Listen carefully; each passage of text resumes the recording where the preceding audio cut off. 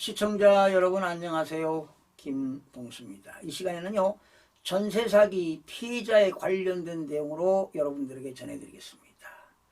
조직적 전세 사기가 올 들어 전국적으로 확대되며 수많은 피해자를 양산했습니다.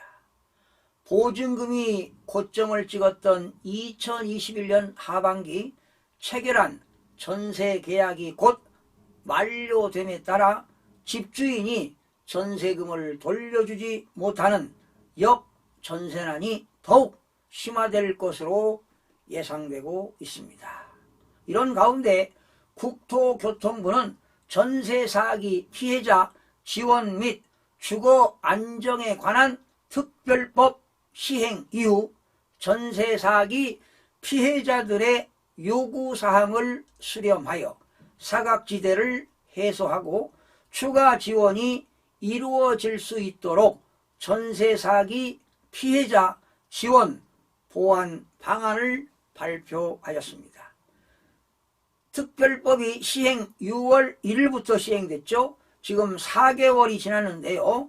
6,063건이 전세 사기 피해자 등으로 인정되었으며 전세 피해 지원센터 및 도시주택도시 보증공사 지사를 활용하여 전국 단위의 안내체계를 구축하는 등 피해자의 일상 회복을 적극 지원 중입니다. 다만 일부 지원에서 소외되는 사각지대가 발생하거나 절차상 불편한 점도 있었습니다.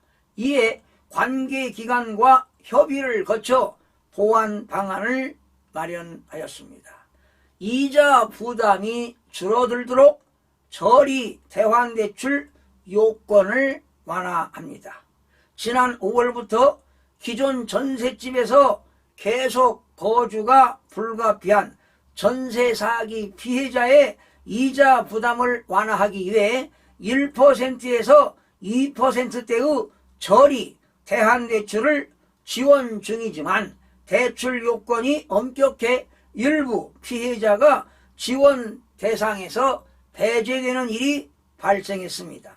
요건은 소득은 7천만 원 이하, 보증금은 3억 원 이하, 대출 한도 2억 4천만 원이었죠. 그런데 오늘부터 10월 6일부터 요건이 완화됩니다. 소득 요건은 7천만 원에서 1억 3천만 원 이하로 완화되고요. 보증금은 3억 원 이하에서 5억 원 이하로, 대출액 한도는 2억 4천만 원 이하에서 4억 원 이하로 늘어나게 됩니다. 또한 우선 매수권이 없는 신탁사기 피해자에 대해서도 인근 공공임대주택을 우선 공급하는데 시세의 30%에서 50% 수준, 그리고 최장 20년 거주를 하며 퇴거 위기에 처한 외국인과 재외 동포에게도 공공임대주택을 활용하여 긴급 주거하도록 했습니다. 시세는 30% 수준, 최장 2년 거주를 지원하도록 되어 있습니다. 아울러 피해자가 경매 개시를 위한 집행권은 확보입니다. 보증금 지급 명령, 보증금 반환 청구 소송에 의한 판결문, 그리고 공인중개사에 대한 손해배상 청구권 등 법적 절차 지원을 희망하는 경우에는 법률 전문가를 연계 지원하는데 1인당 250만 원까지 법률 비용을 보장을 해줍니다. 즉 250만 원까지 지원을 해주겠다는 것입니다.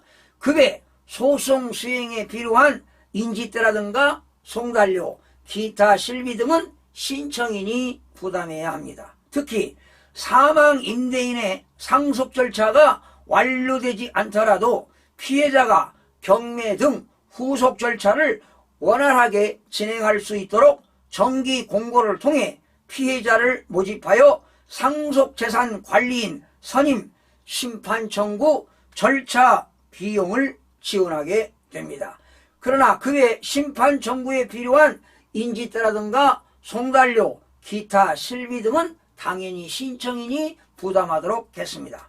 마지막으로 신청인 편의 강화를 위해 온라인으로 피해 접수부터 결정문 송달까지 처리할 수 있는 피해자 지원 관리 시스템을 조속히 개발하는 한편 시스템 개발 전까지 주거지 이전 결정문 분실 등 직접 우편 송달이 어려운 경우에는 전자우편으로 결정문을 송달할 계획입니다. 또한 부당한 부결 사례가 없도록 구제 절차 안내도 강화가 됩니다.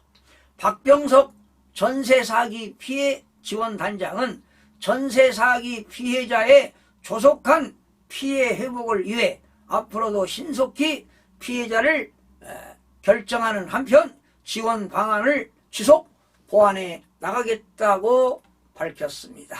여러분 참고로 이번 이런 전세 사기 피해자들에게 그 법률 비용입니다. 어떤 소송하는 데 들어가는 비용을 1인당 250만 원까지 지원을 받을 수 있다는 내용이 핵심이 되겠습니다. 시청해주신 여러분 고맙습니다. 다음 시간에 뵙겠습니다.